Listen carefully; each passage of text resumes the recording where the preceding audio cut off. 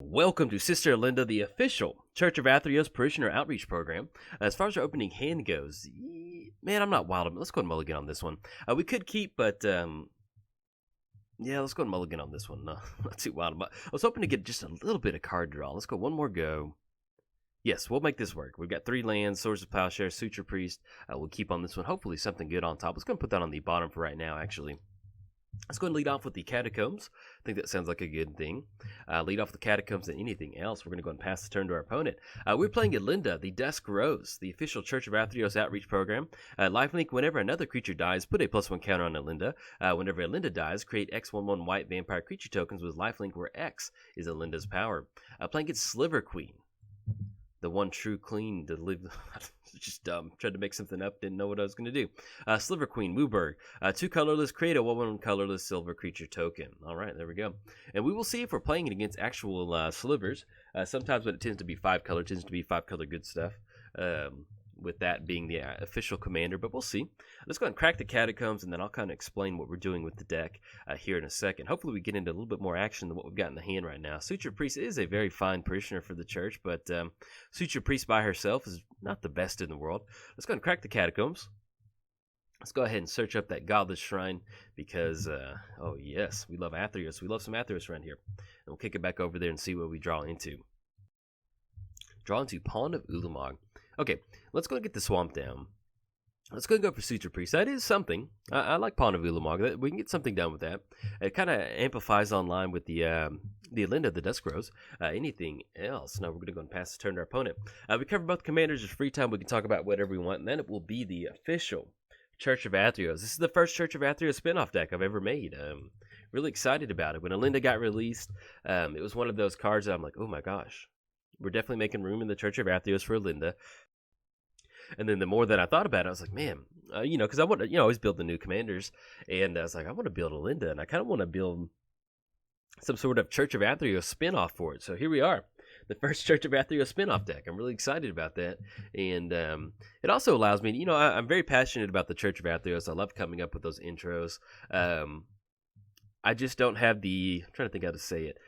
I love creating the intros and I love making them. I just can't. I wish I could do the Church of Athreos every week. I would do that every week if I could. But I care about the intros enough to where I can't do that every week. So doing stuff like this, little stuff like this, is really it's really fun to me. I don't know. I like it. We get to have Elenda be the outreach program. We see if we can't convince some slivers to join the Church of Athreos. We're an equal opportunity church over here. We don't really care. As you can tell, we've got a vampire shaman in here. We have a cleric that looks a little bit spooky, but hey. If you're crying blood, and as long as you love Athreos, that's the main thing. If you have a very fond, deep love for Athreos, you can join the church, as you can tell. Let's go and get down the caves. Get down the caves, and do we go for Pawn of Ulamog, or do we go for Worn Power Stone? Kind of off to a slow start. Our opponents are not really doing much. They got 7 cards in hand. Let's go and go for Worn Power Stone. That's going to make sure if we don't hit the land drop, we'll be online for a bunch of other stuff. Let's go and swing in with the Suture Priest with her little orb.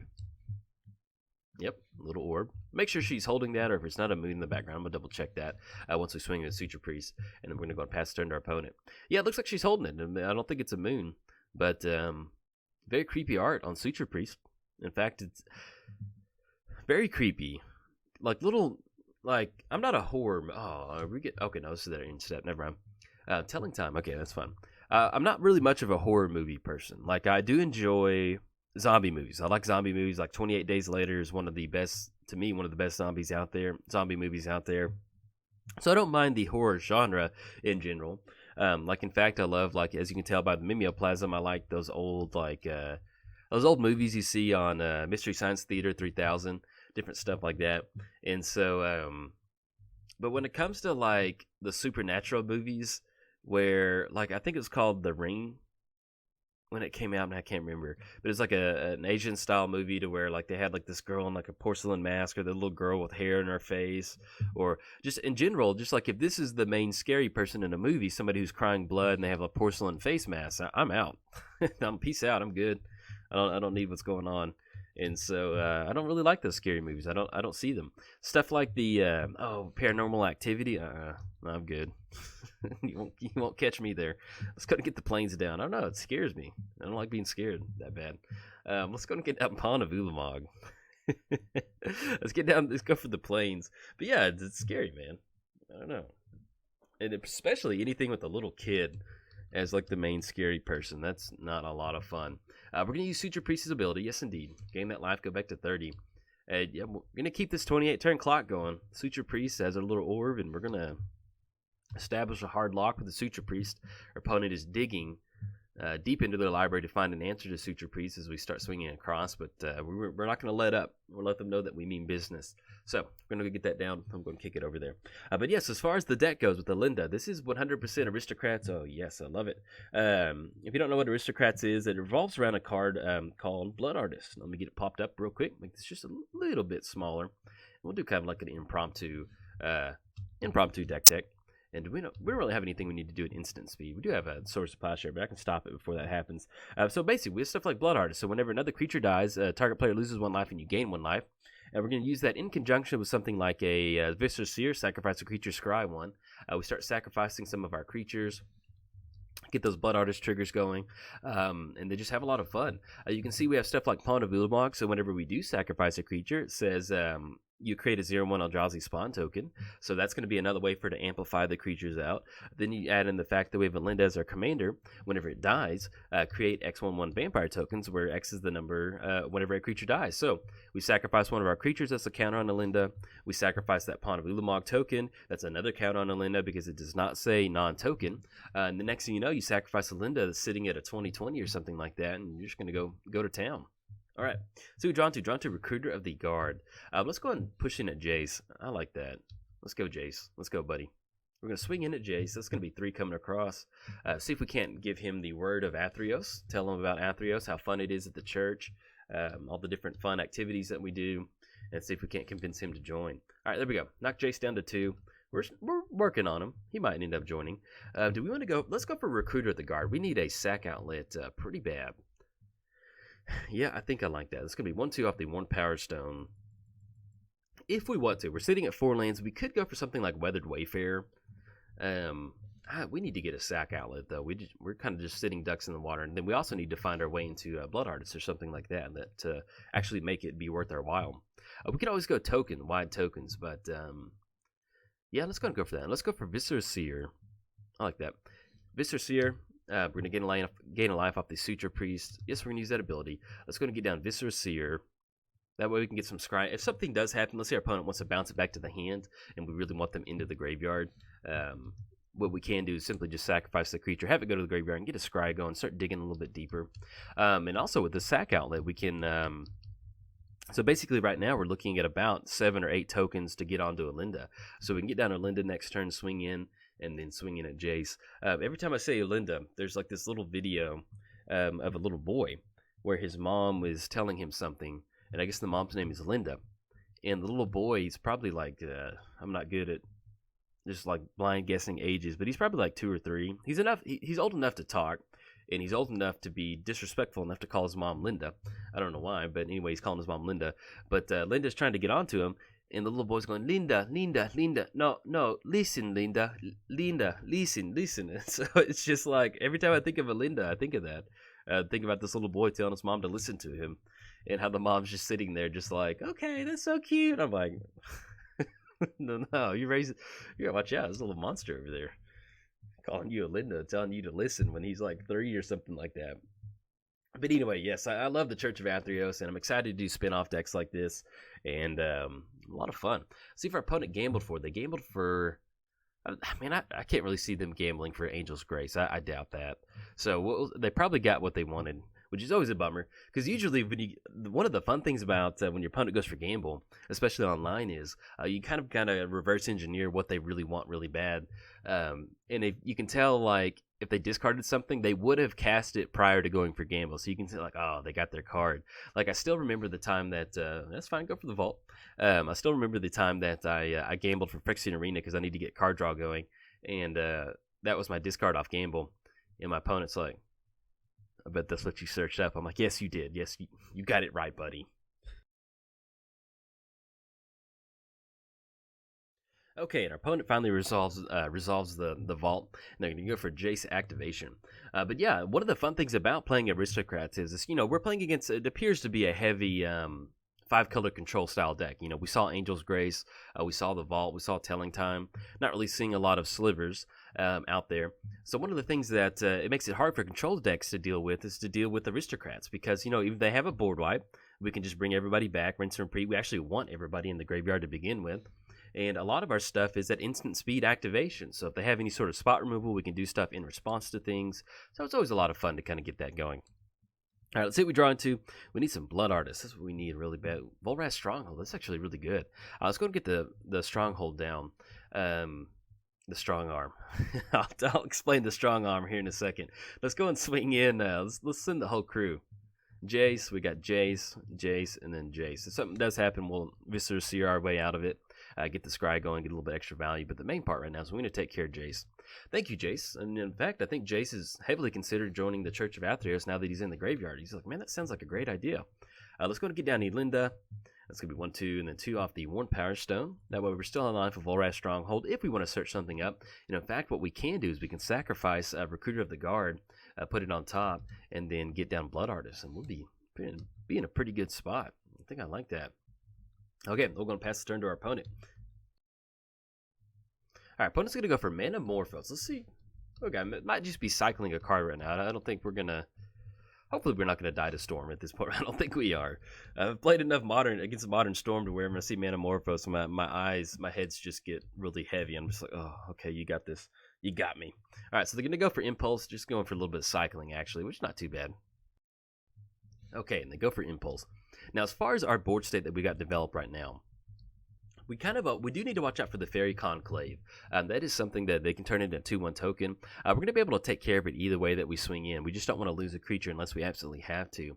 But at this point right now, we're looking at 2 creatures. So we sacrifice the Recruiter of the Guard. We're going to get a Pawn of Ulamog, which is going to be something that allows us to cast a little bit of extra mana. So we may end up going for, I think we do want to go for the Recruiter of the Guard. That way we can put that target creature card on top of our library. We can search up Blood Artists, and between swinging in and different stuff like that, we should be able to kind of close it out, or at least get the game in a really tight spot for our opponent, to where hopefully we can start sacking out from here, and it'll be in a good spot. Now, something that we do need is some sort of graveyard recursion to bring everybody back out. We do have Rally the Ancestors in here. We do have Living Death, and we also have fun stuff like Cauldron of Souls. Cauldron of Souls. That's going to allow us to give all of our creatures persist. And in fact, that's a really fun way with Elenda to make sure that she comes back out.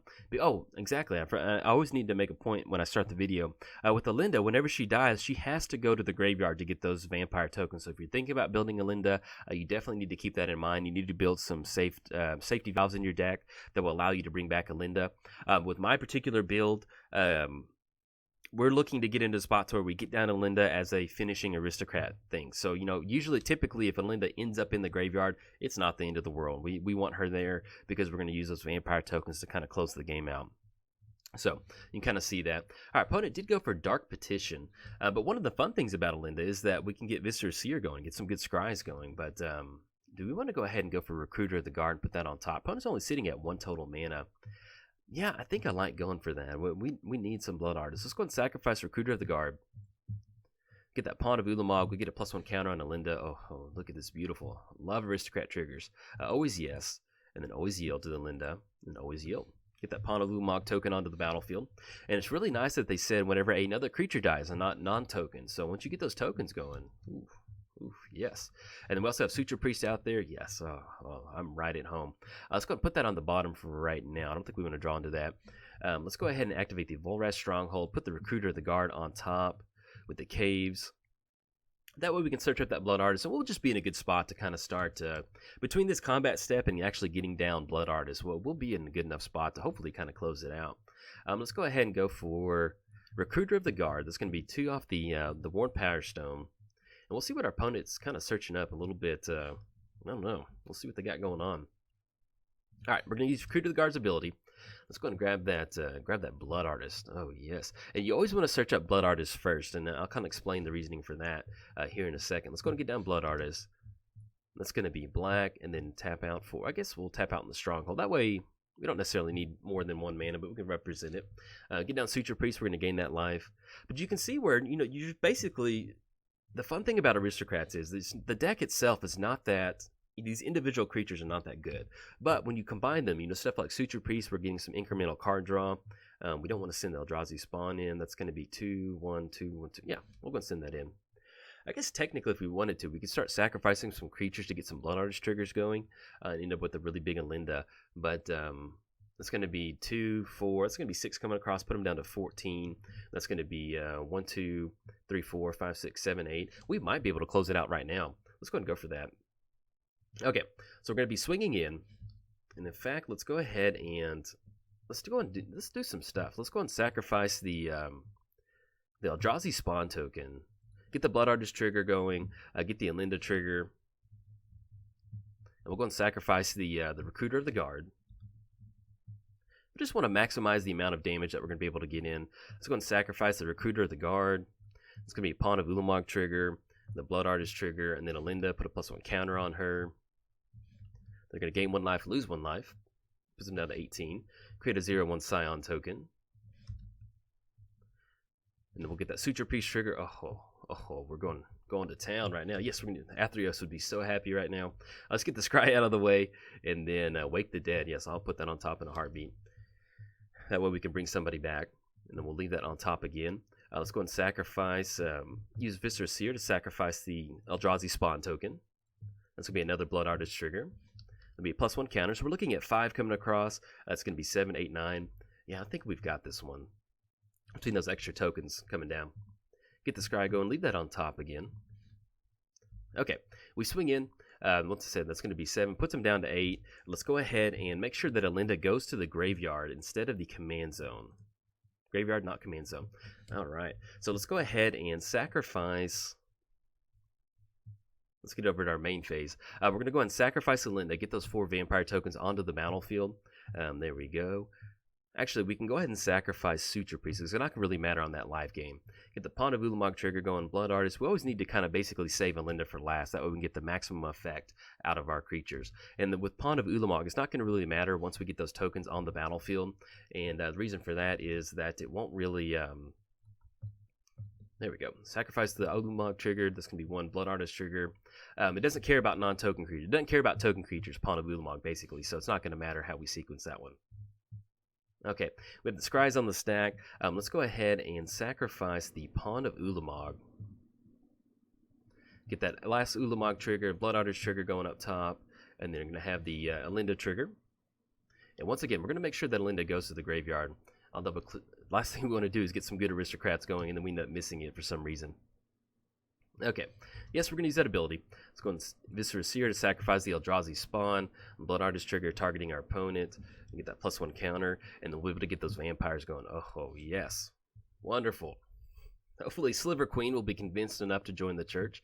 Let's make sure, yeah, she's going to go to the graveyard. So we're going to go and sacrifice Elenda. Elenda's going to go to the graveyard. There'll be 1 more Blood Artist trigger off the actual Elenda. I think we had 7 counters on there. No, we had 9. So we're going to go and always yield to the Blood Artist trigger. And then once we start working our way back down these vampires, we'll be able to close it out from there. And this is what makes the playing aristocrats a lot of fun. That even if our opponent has any sort of instant speed action to kind of stop it, we have Viscera Seer to start sacrificing these creatures in response to any sort of spot removal.